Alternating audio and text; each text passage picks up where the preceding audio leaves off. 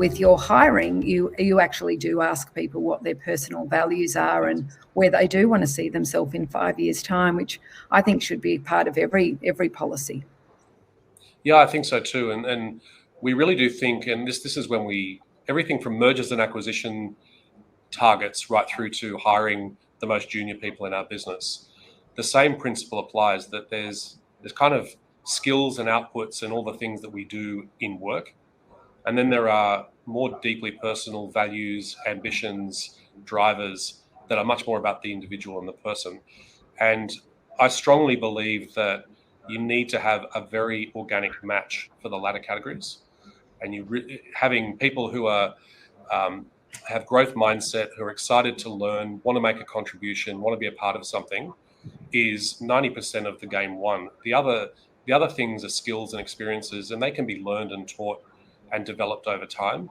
But I'm not so convinced that if you take somebody who doesn't have purpose, doesn't have clarity, isn't particularly driven and just sees it as a job and a paycheck, I'm not sure that you can coach someone out of that malaise to be a good fit for values. And then you have to consider, we've created such an incredibly strong culture at Insight that tolerating or dropping our standards around that kind of integration of people actually does a disservice to all the people who've created the culture that we have.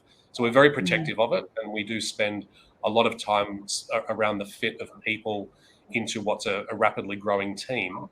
And look, we don't sit around thinking, I certainly am not a fan of leaders designing culture on a whiteboard and then rolling the culture and rolling the values out, because it's a far more organic process than that.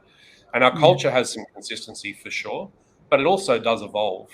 And it evolves because we're always hiring new people and we're creating new locations, and our business and our environment, we're in the technology industry, which changes every minute.